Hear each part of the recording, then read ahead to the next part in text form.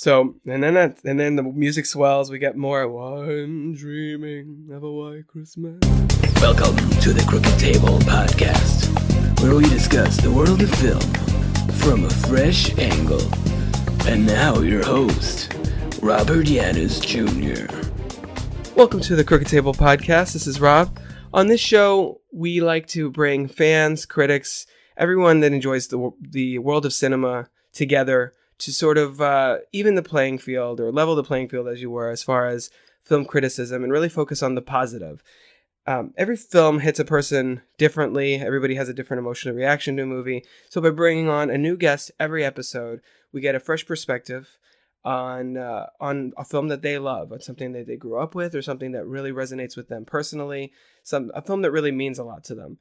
So this week, it's really going to be an interesting episode because we actually have my mom, Jeannine Yaniz, joining us to talk about a holiday favorite of hers. So, Mom, I'm glad to have you on the show. How does it feel making your podcasting debut?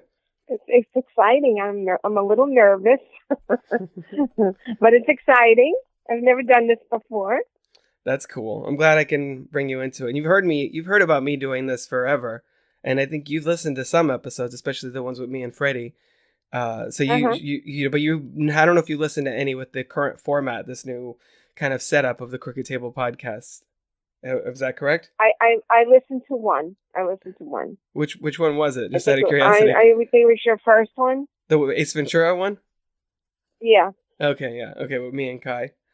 Yeah, and I still want to get Freddie on this version. It's just scheduling is kind of crazy with him and work and everything. So those longtime listeners of the Crooked Table Podcast who are waiting for a Yaniz Brothers reunion, that will happen at some point, I promise. So yeah, it's cool that you're talking on the podcast with me about specifically. Actually, I approached you a few weeks ago and I said, hey, I want to do something. I was looking at the schedule of the show basically, and I noticed that since we post the new episodes on the podcast feed on Mondays, even though they go on Odyssey on odysy1.com, if you want to listen to it live there, Wednesdays at 7 p.m. But they go live on Mondays on the podcast feed. So I was looking ahead into December when I was planning these episodes, and I said, oh, Christmas Eve is a Monday. I should probably, maybe, who do I know that really, really loves Christmas? So I mentioned to you about, hey, how would you feel about going on the podcast and talking about, about a Christmas movie, since you're probably the biggest Christmas person that I know. What can you tell the listeners a little bit about what is it specifically about Christmas that you find that that makes you so excited? Why you're the kind of person that watches all the Christmas movies kind of all year round? Like, is it Lifetime or Hallmark who does that Christmas in July where they play those holiday movies in the middle of the summer? Yeah, it's Hallmark. They usually do the Christmas in July, and then of course I DVR it so that I can look at it throughout the year. Right. But I really love Christmas, and I just love everything about it. I love the music. I love the lights, the shopping, the movies. I love the happy endings. It's not like that all the time, but on Hallmark it is. And I just love the preparing for it and planning. It's all about family, and it's also about memories of me growing up, remembering my Christmases as a child. So all of that, and the only other person I know that's as crazy as I am is my sister. Yeah, that's true. No, Kaye grew up with not as much of a Christmas presence in her household. So when I tell her like why I like Christmas, it's basically like a less exuberant version of what you just said. It's really about family and tradition and like feeling of warmth. Even though I feel like a lot of that it's easy to lose sight of that, especially nowadays. Everything so much is become, to quote, I guess, Charlie Brown, it's become like so commercialized, where everything is about November 1st and they have this stuff in stores, and it's just like they just pushing you to spend money, and it becomes to the outside perspective, it could be that Christmas is like again, another reference to a holiday classic, like The Grinch, or where he's like, if I take all their stuff away, they won't celebrate Christmas. You know, it's easy to kind of lose sight of the emotional part of it, about the, you know, the togetherness, the positivity, the goodwill toward men, and like you said, the tradition and that kind, the positive emotional aspect of it. I think it's the same part that appeals to me. You know, doing the light, that, you know, decorating and you know, eating Christmas cookies and buying presents and all that stuff is fun, but it's ultimately in service of kind of appreciating the people in your life and creating, like you said, creating memories, creating something that you're gonna remember, I guess, the rest of your life, and you can pass on to your kids and such. Exactly. Yeah. So yeah, and that's the thing that Kaye and I try and do with our daughter. Is to you know, she's only 2 now, so we're basically just starting to establish traditions about, like, let's go see the Christmas lights, and she loves Christmas now, as you know, but the listeners don't. So every time, you know, we're walking down the street, she's like, Christmas, and she gets really, really into it, which is really sweet. So yeah, that is sweet. Initially, when I came to you about doing the Christmas episode of the podcast this year, you mentioned probably the Muppet Christmas Carol, or, oh man, what was the other one you said? I forgot now. It's not the one that we're going to talk about. It was Scrooge. Scrooge, with, that's right. Albert Finney. Which I think is a film that a lot of people probably forget exists. But ultimately, I think the one you picked makes the most sense, because it is the one that I thought of at first. Like I sort of assumed you were going to pick this film. Because you seem to reference it a lot as one of your favorites. Like, you're like, oh, I gotta watch that one, and I think you even save it for Christmas Eve a lot of the time, don't you?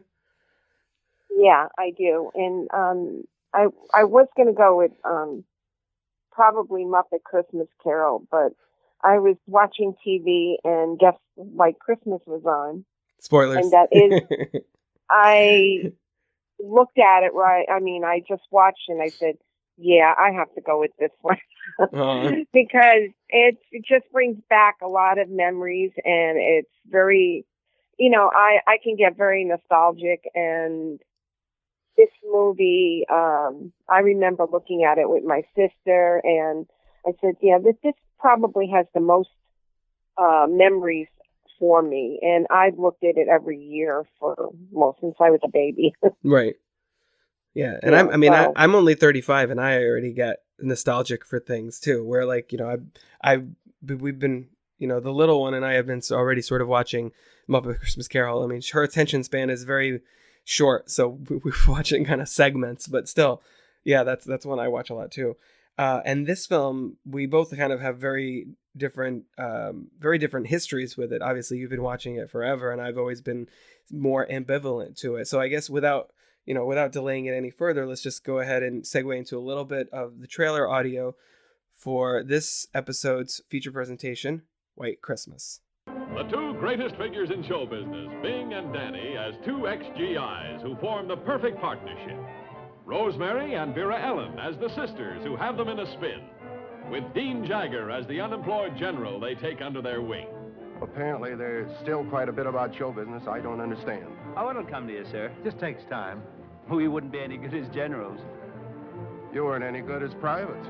A wonderful story that will warm your hearts, just as the breathtaking scope of a new screen wonder will widen your eyes.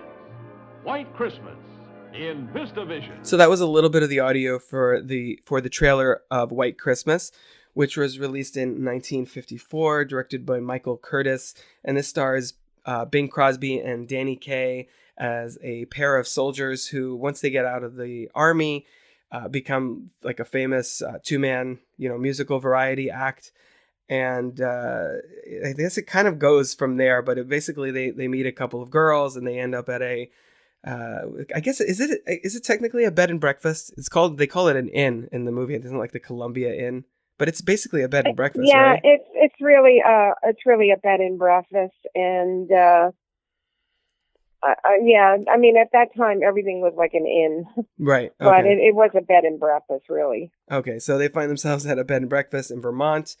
And I guess we'll get more into what happens when they get there as we go through the story. So just to get things started, why did you ultimately pick this film? I mean, I guess you already kind of touched on it. So the memories associated with it, right? The fact that this is the one you have the most, I guess, emotional connection to as far as Christmas movies are concerned. So why don't we delve into a little bit of, when did you first see this movie? Did you see it in theaters when you were a little girl? And, how has your appreciation for it developed over time? I think I might have seen it in theaters when I was probably 4, 3, something like that. I was 2 in 1954, so, but really the memories I have are looking at it with my sister when she was a baby, and I was about 5 years old, and looking at it with her, and the parts that really got to me, and ultimately to her, were the song Sisters, that, it's all about the sisters and their adventures together. As they are also a singing act, and their adventures with trying to pair one of them with one of those guys. So it basically it just hit home for me and my sister. So actually, I have that on my phone, that song, when my sister calls. So that's adorable. And so it's very emotional for me sometimes when I look at it. Where people would go, all right, this is good. But for me, it's wonderful. And like I said, it just brings back a lot of memories, sitting there with my sister watching it. So Rosemary Clooney and Vera-Ellen are the ones that play Betty and Judy, respectively. So did you and Auntie want to be a musical act together? Is that something as little girls you're like, we could do that? No. It doesn't look that hard. Kind of. My sister wanted to be a dancer, and I did want to be a singer. So, yeah, I guess so. In some respects. Yeah, I guess we wanted. I was always Betty. That makes a lot of sense. And she was, as the oldest sister, and she was the baby sister, and I always wanted to take care of her.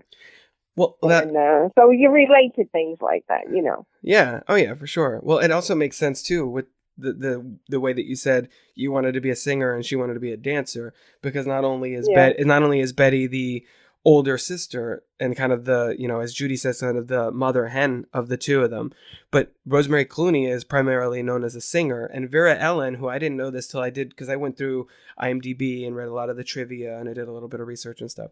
And Vera-Ellen, her singing voice was actually dubbed in the movie. So presumably she was actually hired more for her dancing skills.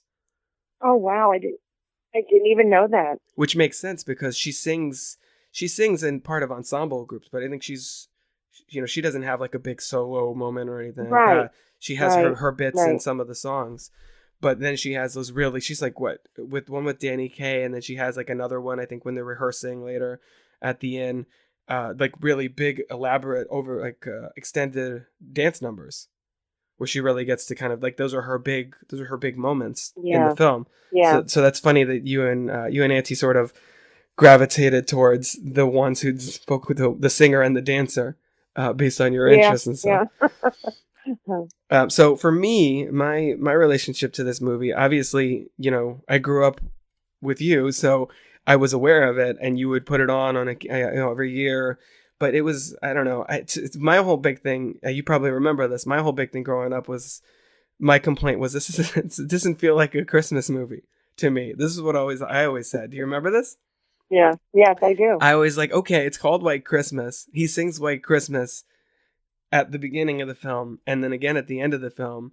But in the middle, there's a bunch of unrelated songs that are not about Christmas. Like, I guess for my, I love movies. Obviously, that's why I have a podcast about them.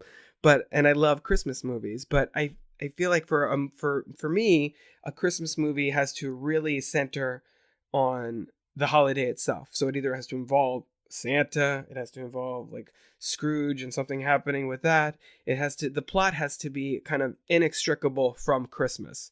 You could easily describe this movie, change the title, and have him sing a different song beginning and end, and it's kind of almost the same movie. It just happens to coincide on Christmas. I mean, it's a very wintry movie. There's a whole song about snow that they sing on the train and everything.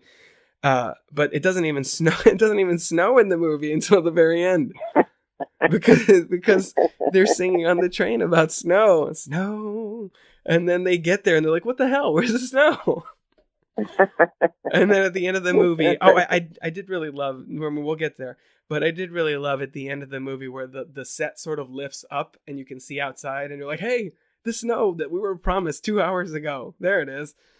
And I thought that was a really cool moment. It's there's a lot of stuff in this film that's very cinematic, whether it's the dance numbers or moments like, you know, the big finale. And so anyway, that's kind of been my connection with the film. Like I was like, I mean, I guess I get why you like it, because it's a personal thing for you, just like in the way that, you know, I have the Chipmunk Christmas is really important part of my childhood, or Pee-wee's Playhouse Christmas special, you know, where other people might watch and be like, what the hell is this? Why are we watching this? I'm like, you don't understand. Or Jingle All the Way. Or Jingle All the Way. Well, that's that one's actually kind of developed a little bit of a cult following, in you know, either people that like legitimately think it's a good movie, or people who recognize that the movie's kind of a mess and it's kind of all over the place. So it's kind of one of those like, it's so cheesy, but I love it, you know, which is kind of how I feel about it. Yeah. So, so it's a very, and that's, like I said, that's part of what makes this podcast so interesting, is that it's subjective. So you come on and talk about a movie that really means a lot to you, and we get to hear about why. And then I get to kind of respond to it and come from a different perspective. So everything is, you know, it's you constantly expanding listeners' horizons with different experiences of movies and different, different emotional, I don't know, experiences. I already said that word. I was trying to say something different. But so yeah, that's kind of my thing with this movie. So I think this might be the first time in a long, long time that I've seen it all the way through. Because I'm sure I watched it with, you know, I'm sure you put it on for us at some point when Freddie and I were kids. And I know I've watched it all the way through before, but I haven't seen it in its entirety like this in a long time. Even though I remember like, oh, this is a song about snow. I'm like, oh, this is the Sisters number that Mama likes so much. Things like that. I hadn't really, you know, seen it as an adult. So that's what made this viewing experience really interesting for me. So, yeah. It's not only about the nostalgia for me also, and I understand this better when I got older. It's the fact that they have a general who has, you know, really been, you know, retired, and he doesn't feel good about himself anymore, and they do something because he was, you know, he always sacrificed for his troops, you know what I mean? Mm-hmm. And the whole thing about the selfless act that they did when they do the party at the end, and all of his squad is there, and they all, you know, it was a big surprise for him, and right. When he walks in and everybody's applauding for him, and they're all standing at attention, and I mean that whole thing, like it was just like the best Christmas present that he could have gotten. Mm-hmm. And you know, when I was younger, I didn't even think of that, but when I looked at it, you know, these last years, I thought, well, that is really nice. That, you know, it made him feel good about himself. It made him feel proud of himself again. You know, he didn't even want to wear his uniform to go to that party, that show, and it was, I mean, that was very touching. Yeah, I'd sort of forgotten about the scene in the beginning, and I guess we can kind of get into the review portion of the episode at this point. The whole scene with them in the war in 1940, is it 19? I guess it's 1944, yeah, when it starts, and it's Christmas Eve, and the general shows up, and they do the little show and all that, and basically it's basically the setup for the very end where they're all like, "We'll follow the old man wherever we want to go," that whole thing. I'd forgotten about that whole scene. I remembered like them meeting the girls and then kind of being when it starts, but there's a whole thing with them establishing that they're in the army, and Oh, and then that Davis saved Wallace's life, and then he kind of uses that to guilt him into doing a show together. Yeah. I thought that was really funny. And it's interesting too, because Danny Kaye was a late addition to this. Initially they wanted, I think Fred Astaire, who's in Holiday Inn with Bing Crosby, and it's also, Irving Berlin, and Holiday Inn's actually where the song White Christmas was originated. Right. So Danny, I didn't know that. Yeah. So Fred Astaire, I don't think Fred Astaire would have done nearly the job that Danny Kaye did. Danny Kaye was fantastic. How so? How do you think he's an improvement? He's funny. I mean, he's just naturally funny. Even when they're singing the Sisters song, and he was very comical. You wouldn't have got that from Fred Astaire. When they're dancing and he's hitting him with the feather fan. Mm-hmm. When they're dancing and he's hitting Bing Crosby with the feather fan, and at the end, after they were finished, he has that giggle, and he's just a very funny man, naturally funny man, and I've always loved Danny Kaye, and I actually saw him on Broadway once, and he's I don't think people know or talk about him very much, but he was really a good actor. Dramatically good actor also, but very good comedian. What were some of his other works that people who aren't familiar with him, except for they this might movie? know him in Court Jester, or he did a lot of comedies, but I saw him on Broadway in 2 by 2, where he was supposed to be Noah, and with his sons, and he was dramatic in that. And he did a great job. Very moving performance. So I think I don't think a lot of people your age know him. I'm not familiar with a lot of his work, just because it was mostly just before my time. But I agree with you. He brings a lot to this, and he has like a sort of an inherent affability about him that nicely contrasts with Bing Crosby's sort of dryness. Yeah, and exactly. It's like Bing Crosby can dance, but he's primarily known as a singer, and I think Danny Kaye can sing really well, but it's really the dancing. We're kind of like with Vera-Ellen, it's really the dancing that he really gets to show off in this movie as far as performing wise. Yeah. So those abilities contrast really well and mesh nicely together. Plus, their senses of humor. That complement each other, is sort of with Bing Crosby sort of as the straight man in a way, and Danny Kaye kind of pulling him into all of these shenanigans, like with giving the train tickets to the girls and things like that. Yeah.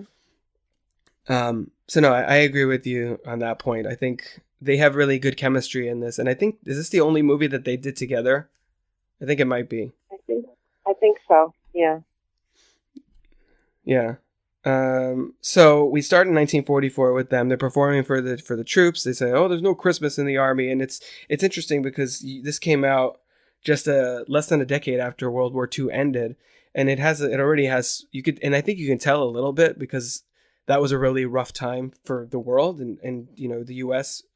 In this case particularly, and you can tell, you can pick up on that, because the beginning of the movie, to contrast with the kind of cheery adventure that they're all about to go on, it has a very cynical sort of attitude towards war. It's all very dark and dour, and not like some of these other war movies that would come later, where they're like, "Yeah, we won," the more like patriotic, like jingoistic type of war movie. It really, I think that's an interesting point, that this big Hollywood musical starts out on kind of a bum note of all these people in the army, and they find an escape through the music and through their camaraderie with each other, but it's ultimately not something that any of them particularly enjoy. And I think that's kind of a surprising starting point for ultimately a big holiday musical, Right. So then from there, 3 minutes in, he does the big song, the title song, just kind of, again, like I said, this first opening sequence, it's really all about just setting up everything from the finale. So like everything that happens in this first scene pretty much happens again in the ending. With White Christmas, we'll follow the old man, and the whole thing with General Waverly. And it's, to me, that whole opening was really about optimism and kind of in the face of like terror and adversity, things like that. And so how do you think that has any bearing on like what the film itself is trying to say as we follow Wallace and Davis kind of on with their adventure? Yes, I do. I think the camaraderie, at the beginning, and then Bing Crosby, he is able to gather most of the men with a few hours' notice to get them to come to Vermont and bring their families to celebrate, the general. And most of them showed up that they could. So it has to say something about how they did love the general, and they feel like they owe him, because he was all for his guys, and he was the one that kept their spirits up, really. He was tough on them, but he was also good to them. Yeah, that was a great moment at the end too, where he's like, "Oh, your uniforms are substandard," or whatever. He's like faux criticizing them. He's like, I've never seen anything more wonderful in my life. It was that's a sweet moment when he. It's very touching, The performance there by the actor whose name I'm looking up now because I forgot I had it up a minute ago. It's Dean Jagger. Dean Jagger, yeah, I got it here too. But the performance, like the look on his face when he comes in and sees everybody gathered there and saluting him and everything, I thought was really sweet. Definitely, Bing Crosby was. If they had a musical, he was the go-to guy. And he also had a TV show. I mean, we used to watch the TV show, and he used to get his whole family together on his TV show, and he used to do a Christmas special. And he used to have his whole family on there. And then later, of course, we read all the bad publicity about that he wasn't as nice a father as he appeared to be. But he was like, well, they call him like Father Christmas. That's what we used to call him. He was like Father Christmas. I was aware of that. I actually wrote that down. That was one of the things I was going to say. Because he was the guy. And it's funny because it seems like now a little bit, it seems like Michael Bublé, who's my guy, who's like my favorite current singer, he's sort of tapping into a little bit of the Bing Crosby Christmas juice, because Bing Crosby came out with White Christmas in the 40s and released, I'm assuming, a few Christmas albums, had specials and all that stuff. Just his voice has kind of a natural warmth to it, the way that his version, and then White Christmas has been sung by basically everyone that has recorded any kind of holiday album or song, including Michael Bublé, who's done a couple different versions of it, including one of which has actually is a duet with him and Bing Crosby that they did. That they like merged the recordings. I don't know if I've ever played that version for you. I should. Maybe next time I see you in person, I'll play that. No, I have never heard that version. I would love to hear that. Because, I mean, nobody sings it like Bing Crosby. That's exactly my point. I've heard many renditions of it. And I love Sinatra, but even he doesn't do it as good. Yeah. Nobody does it like Bing Crosby. Bing Crosby kind of owns that song. I mean, he did originate it, to be fair. But he kind of owns that song in a way that, like, Nat King Cole owns the Christmas song. Everybody else, that's another one that everybody sings, but nobody comes in with chestnuts roasting on an open fire like Nat King Cole. And I think that's definitely the same with Crosby. Part of that is just the way that the tenor of his voice. Part of that is his kind of reputation, like you said, as this ideal family man, which, as you said, I was going to ask about that too. It was much more of a persona and much more of a manufactured persona than I think people realized at the time. So yeah, I think he brings a lot to the song and the film, with kind of his reputation in the industry, and let's be honest, him being in the movie was probably a big part of why it was so holiday themed, because that was his jam, that was kind of his niche. He was the Christmas guy. So of course you're gonna, if you any movie you're gonna want to make a movie with him and make it White Christmas, even if a lot of the movie you could have called this Waverly's Boys or something like that, and not even have Christmas in the title or anything, and it would have still worked as a movie. I think I think the marketing wise, I think it's really smart that they tagged it to a song that Crosby and Berlin sort of worked on together, and you sold it as sort of an extension of his Christmas brand, so to speak. They leave the army, and then there's a big montage with all these covers of Variety, and they got a TV show, and they're singing Blue Skies, things like that. And then before you know it, they end up meeting up with the Haynes sisters, which I thought was also kind of funny because they have this whole plan for Judy has this whole plan for kind of connecting with them that I thought was really, really interesting. Can you want to talk about that a little bit?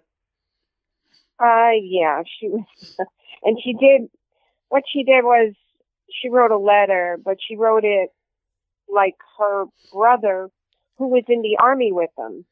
Like the letter came from her brother when actually Judy was the one that wrote it.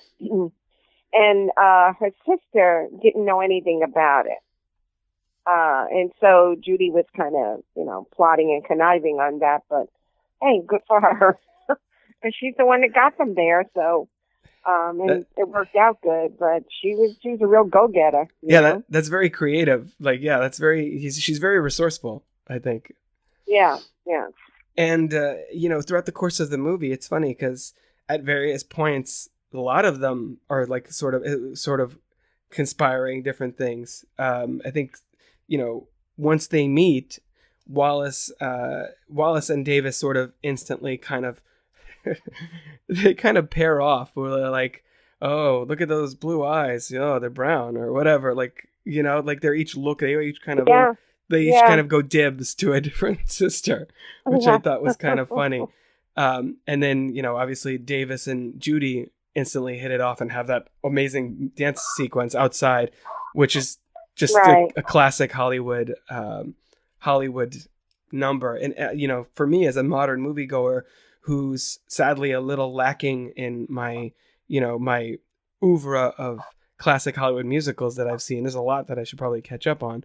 It reminds me of something like you could really see what movies like La La Land are kind of going for, like what they're homaging, that kind of big sweeping, the music swells and the two dancers are like in perfect synchronicity and things like that. It really makes me want to show you. It really makes me want to show you La La Land, since I know you haven't seen that all the way through. That was probably for me one of the best numbers in the film, as far as just like from a spectacle perspective. And this was marketed as the first picture in whatever VistaVision is. Like it says presented in VistaVision at the beginning. I think it's probably just a different aspect ratio, more of a letterbox style screen. What did you think about that number that they do outside? Which I don't remember the name of the song. Was it a song, or did they sing, or did they just dance? I think it might have been just dancing. You mean The Best Things Happen While You're Dancing? That one? Oh yeah, that is the name of it. Yeah, that one. They did sing it. Yeah, that's I have it written down. It was their background, their I don't know, the backup group. You could hear them singing it, but you saw Danny Kaye and Vera-Ellen go out and dance, and they danced beautifully together. I mean, they really did. They were paired perfectly. The casting was great in that movie. Mm-hmm. And similar to what go ahead. Yeah. No, I was going to say, but one of the favorite songs in that for me was Count My Blessings. Mm-hmm. I love that whole scene, and I love that song. Well, because some of the songs, like such as White Christmas, are from other musicals, some of the songs are not eligible for the Oscars and everything, but Count Your Blessings instead of Sheep was actually the Oscar nominated song from this movie. Like that was nominated that year. It didn't win, but that was the sole Oscar nomination for this film when it came out. I did notice that too in my research. And And that whole dinner scene I thought was really fun, with them meeting up and kind of the prelude to the best things happen when you're dancing number. There was a lot of really fun character-based comedy in there, and plus the sisters performance that you mentioned earlier, which that song pops up like at least 3 times in the movie, if I'm not mistaken. Yeah, because they did, the girls did it first, and they were on their way out to catch the train, and Bing Crosby and Kaye did it, and then they did it again when they did the show at the Vermont Inn. Right. When they were just performing to a few people. And I also think that the one that is his housekeeper, she was hilarious in that. The one that listened in on all the phone calls. Emma, yeah. I noticed that too. Yeah. I noted that's Mary Wickes, who was, to me, I grew up with as one of the cast members in Sister Act. That's what I know her from. Yeah. And so I saw her name in the credits at the beginning. I was like, oh, I forgot that she was in this, because I know her from Sister Act, and she was one of the voices in the Disney Hunchback of Notre Dame. That's what I knew her from. Yeah. Those things. Yeah. So no, she has a lot of fun moments too. But going back to also kind of the cynicism that I said that starts the movie off, and that Bing Crosby's character is sort of his ongoing thread. They have, as the other two are outside having that like really romantic dance and basically falling in love, they're having the whole conversation at the table about everybody's got an angle, which I thought was a really great setup for later on, when she thinks that he's sort of exploiting the situation for his own personal gain. And that's typical in every movie. There's always a misunderstanding. That one of them always, and this is in all the Hallmark movies too, by the way. Of course, there's always a misunderstanding, and so they decide to leave because this is never going to work between us. And then, of course, at the end, they always get back together. That was really a good scene with the two of them, and I think it establishes pretty early on all 4 of those characters, by kind of just throwing them together and letting them all hash out their different, ideologies and the different ways they see the world and things like that. And I thought that was a fun way to do that. So then they get on the whole train situation, more Danny Kaye shenanigans, and tell listeners about why you love that snow number so much. Oh well, I'm a New York girl, so I'm used to getting. Well, when I was younger, we used to get a lot of white Christmases. Not so much later in years, but always see snow. And now that I'm in Florida for 30 years, that snow number still gets me, because it's so pretty. And when the snow falls, everything looks like it's glistening, and nothing looks dirty. Everything is just beautiful and clean and white, and it just makes you feel happy, I mean, maybe living in it all the time might not make you feel happy, but around the holidays, to have a white Christmas, it's really something. It's like the magic part of every movie. When it starts snowing, and when they open up the doors, and there's the actual snow scene with the horse and carriage going by. I mean, that's breathtaking to me. Yeah. No, like I said earlier, that is a great moment. And there's a lot of stuff here. I wanted to make sure I mentioned that the director, Michael Curtiz, who did this movie, also did Casablanca, and a lot of really classic Hollywood films. And you can kind of tell that there's a really experienced filmmaker behind the scenes, with just the way that the way that those scenes and moments like the one you just mentioned, that the way that they're captured on film, it with such a scope, and really emphasizing the awe of the moment, I guess, as it were. Right. So were you aware of that the guy that directed this also did Casablanca?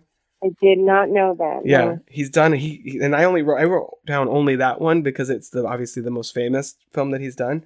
But he had a pretty extensive resume going back to obviously at least the 40s, where I was like, oh, I've heard of almost all of these movies, and a lot of them people are still talking about. So it just goes to show you that they put a really strong team together to tell the story, even behind the scenes. So right from the train moment, like they do snow, and then early on, Davis and Judy are already planning on playing matchmaker with Wallace and Betty. And yet, what really confused me, and I know what the explanation for this is, but what really confused me is later on when Betty's like, "Hey, maybe we should just pretend to be engaged," and he's like, "What?" Which confuses me because I thought he fell for her first. He seemed like he was like, "Oh yeah, I'm gonna make this happen," because even in the beginning of the movie. Even in the beginning of the movie, he's telling Wallace, he's like, "Oh, we need to get you a girl. We want to have time. We don't get out. We don't have any ladies. We don't have a life outside of, our jobs." And then when he met Judy, Judy, and he was just like, "All right, that's it. I like this one. I can, see a future with her and that." And then so when she mentions about a future and he freaks out, I was just watching it thinking like, dude, you're confusing me. Like, mixed signals much? That's because I think he liked the part of, dancing with her and, she's beautiful. And right. But I think he planned on being a confirmed bachelor, and he just wanted, Wallace to get married so that he could have some free time, because Wallace is a, big workaholic. So if you have 9 kids, I don't think he didn't even know that he was falling for her. Right. Really, I think it just hit him all of a sudden. He was just looking to have a good time, I guess, at that point. Yeah. And I loved his line too. If you have 9 kids and you spend 5 minutes with them, that's 45 minutes. And he has this whole thing about like, oh, what do you get out of it? I get 45 minutes. That whole thing. I thought that was really funny. Yeah. The whole rationale. So I just wanted to point out that his reaction there was kind of confounding for me. I was like, right. But I mean, all guys are different, so I don't see it from the same perspective. I'm like, dude, jackpot. She likes you. Calm down. And it's what is also kind of interesting about the film structurally is that, we see them in the army, and then we fast forward through, oh, okay, you saved my life. Let's become a team. All right. And then all their success in that little montage. And then it's basically a romantic comedy for like 30 to 40 minutes until they get to the inn. And then then of course, every movie like this, in addition to the formula that you mentioned, that we talked about earlier with the romance and the love story, has that big coincidence where they're like, of course, General Waverly runs this inn. Of course, naturally, of all the gin joints in all the world, to quote one of the other Michael Curtiz films, he ends up being there, which is kind of a big, it's a big leap, but it's a big Hollywood movie, so you're like whatever.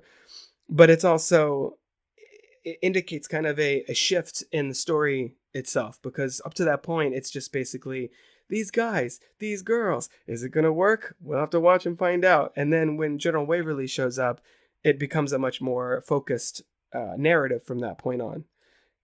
Right. Because then they learn, of course, that he wants to get the business is low, and they're like, well, how can we bring this up? Well, Wallace and Davis could draw a crowd, that kind of thing. And I think that, it's interesting about how the film then really finds its direction, because up to that point they were just kind of going along to Vermont because they wanted to get away from it all and just kind of see where this connection with this girls took them. So how did you, watching it now, I guess, you have decades of experience watching the film, watching it at this point, do you think that shift is kind of jarring? Do you like that quote surprise when Waverly shows up, or would you have preferred just seeing the four of them dance around and sort of flirt and see what happened there? No, I did like it. I did like it that they brought the general into it again. And I think you could tell at the beginning that he was going to be a very important part of the movie, just by their reaction to him and how they respected him at the beginning of the movie, and how he misguided the general that was going to be taking over, so that he would get lost, so that he could he wouldn't shut the show down. Right. At the beginning, and so I think he really deserved to be in the focus of the movie. I really like that. I like that twist of him being there, and how they can. I just sometimes you say it's fate, or you're in the right place, the right time, or whatever. But I think that I think it made those two guys, Wallace and Davis, I think it made them better people, because they weren't just considering, their own careers. They were bringing their show there at their own expense to help him. And then when he does that television bit and asks all of his division to come, on Christmas Eve to be there for him, it just shows a lot of selflessness. And at the beginning, I didn't see it with them. I didn't, but they, I don't know, they made something happen. They made an old man very happy. Right. And, I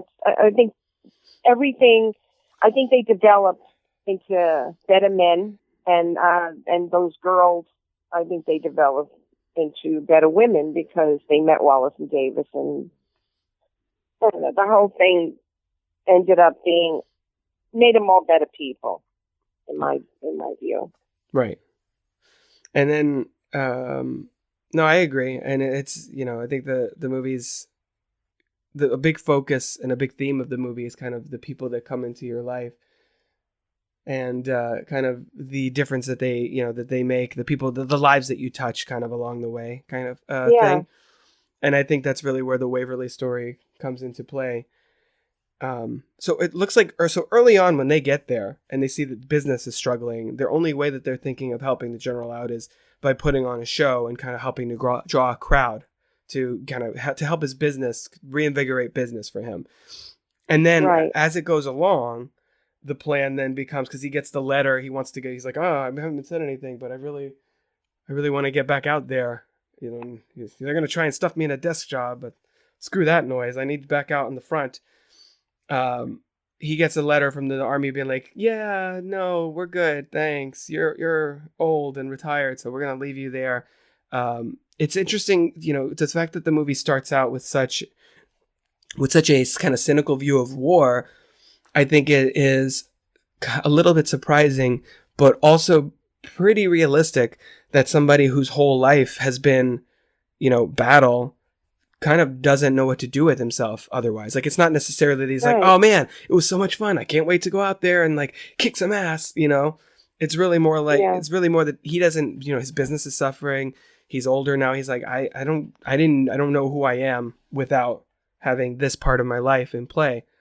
And I think that was a very true to life thing. You hear that all the time from, soldiers who come back and they have either dealing with PTSD because of what they experienced out there, or just have a really tough time adjusting to civilian life.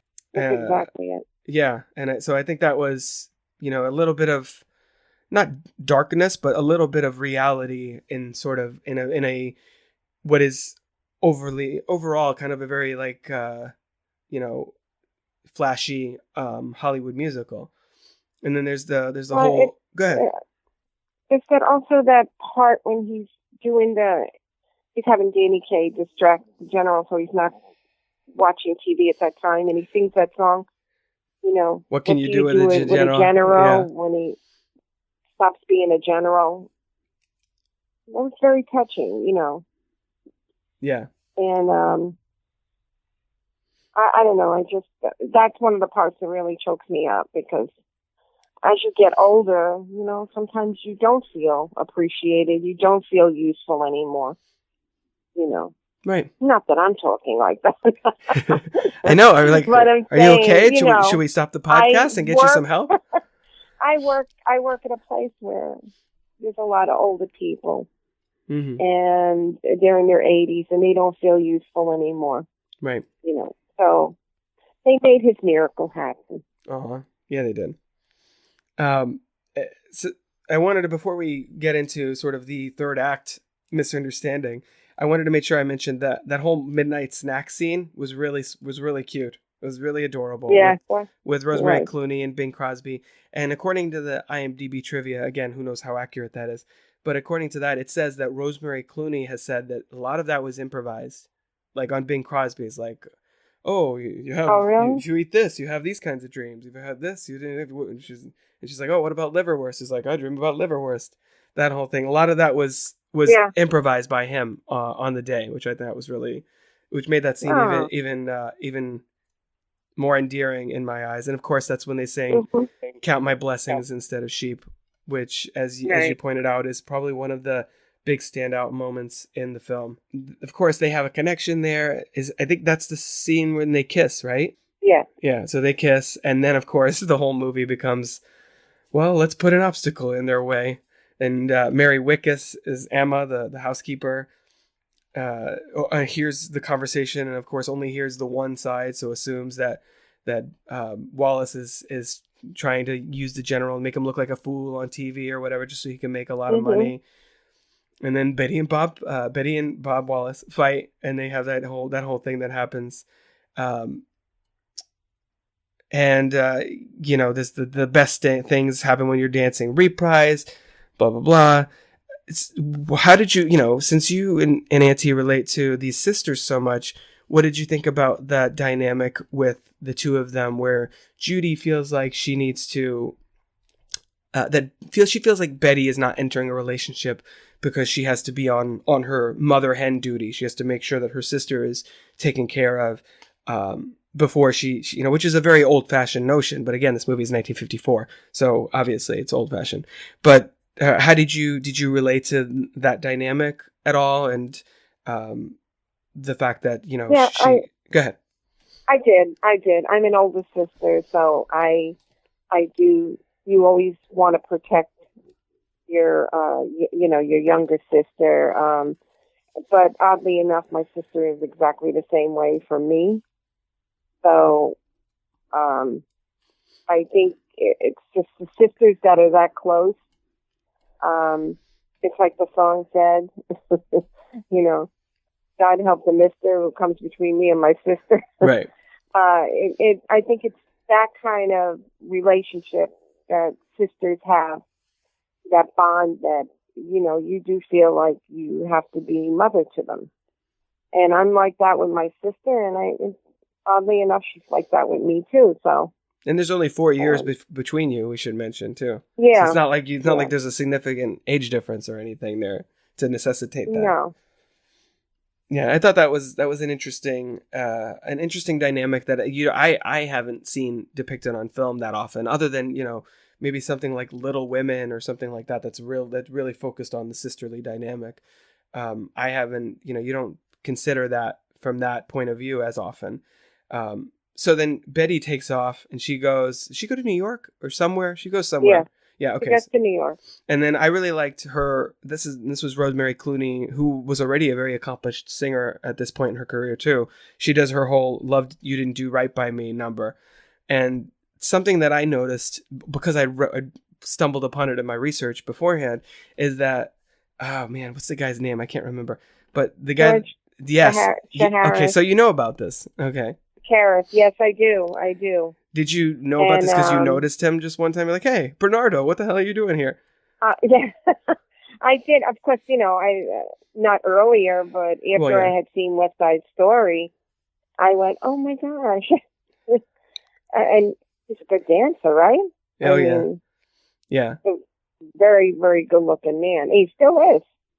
I haven't seen what he looks like these days. I'll have to do that after this. I saw him on TV a few years ago when they had on a few of the stars, the major stars, and, Rita Moreno, and he was there.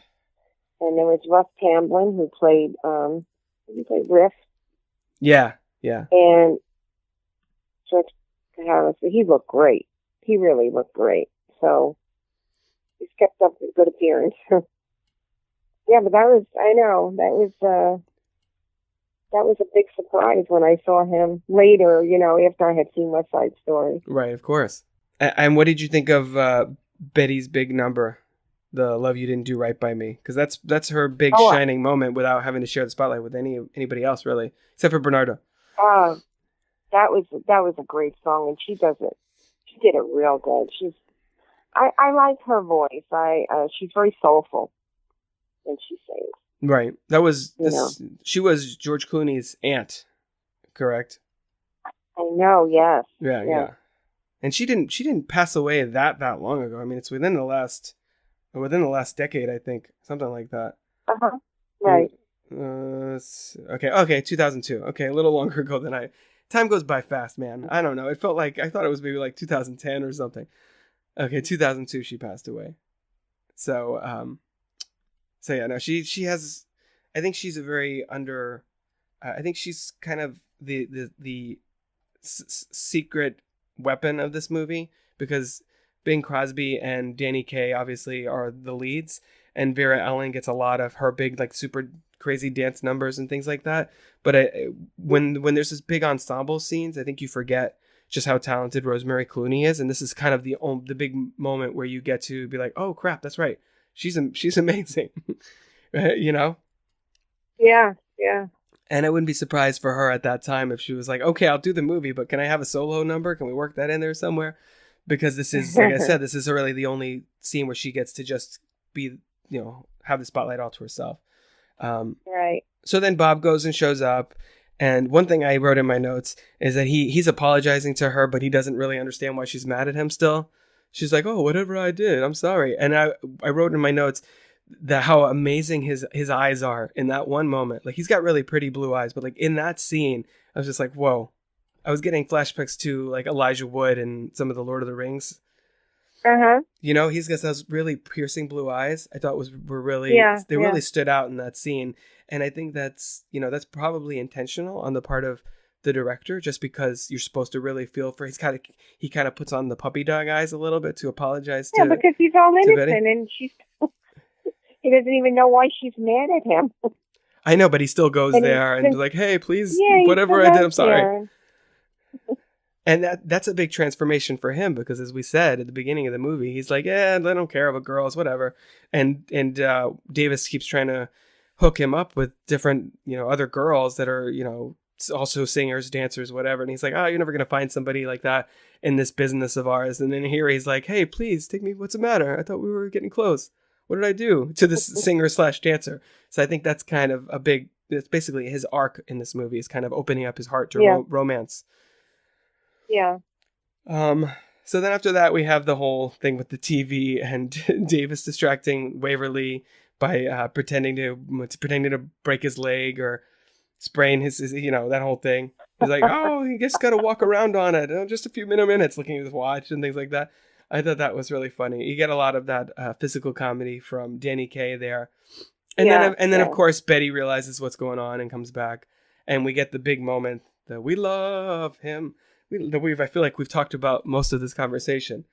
I mentioned that in that I wish I was back in the army thing. There's a line in there where they changed a bit of dialogue. I forget what they changed it to, but it's funny.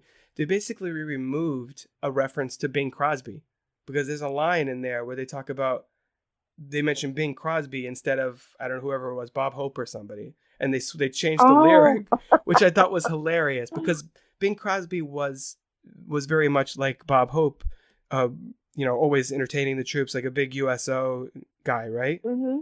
Right. So I thought that was really funny that they did that.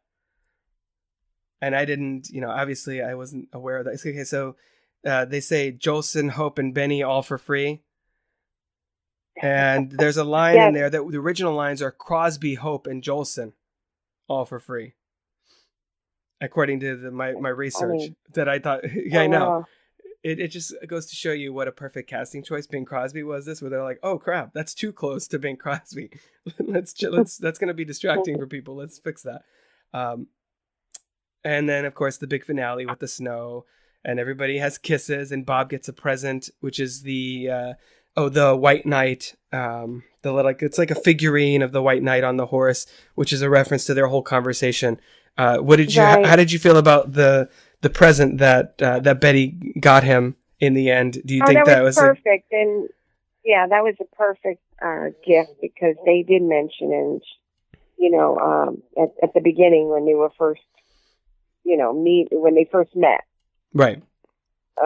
It was perfect. I'm thinking to myself, where did she find that at that time of night? That she came back with a white knight on a horse. I'm thinking, it's awfully specific. Wow, that was pretty good. She must have saved it for him or something. But I love that part. And he happened to see it in the big sack of presents, and and then of course they kissed. And then Danny Kaye decided, well, I'm going to join in, and I'm going to kiss my girl. And now they both have potential wives. And then presumably we'll just maintain as sort of a 4-person show, kind of what they basically integrating them into their act, like they did for General Waverly in the first place. Right. So is there anything else specifically, I guess, before we go into kind of final thoughts and kind of closing up, is there anything else in the movie that we didn't mention? This was actually, I wanted to make sure I said, this is actually the most successful film of 1954. By the way. So this was like the big movie that year. Right. So anything else you wanted to make sure you added? The part when they all sing after they lift the background of the Doors is probably the most emotional thing for me. And I cry every single time I look at it. If I would look at it today, that ending, I always cry. And I think it's just another reminder of when I was a kid, that song, that part. Even my sister, I mean, we would both cry at the end of the movie. Because it was just, I don't know, it's just very, very personal to my sister and I. It's also, we live in a very complicated, often dark world. So for me, especially now being a dad, anything that pushes all the darkness aside and is just like beautiful and perfect and almost not naive, but almost like innocent, has a certain air of innocence about it, which is why the same reason I cry every time I hear the Rainbow Connection. It's just like, this is so beautiful. Why can't everything be as pure as this? And why is everything got to be all ugly and gross and, nasty and stuff like they are, like it is out there. And I think you're the same way in a lot of ways. And especially when it comes to movies like this, where it's like a big, the music swells, everybody's happy. There are no problems in the world according to this movie in that moment. I would ask you if this film, this is normally when I ask people if this film holds up, but I mean, you've already said, I just watched it twice this week. So clearly you would still recommend it to people. I would definitely recommend it. Yeah, that's everything I have. Thanks again, Mom, for coming on the show. I know you were really nervous. Thanks for inviting me. You did a great job, and that's part of why I think this show is so good. Is that I bring people on. I mean, I'm obviously biased, but that's part of why I think this approach is so listenable and so easy for even people who don't have film criticism backgrounds to come on. Is that all I'm doing is asking you to come on and talk about something that you love already.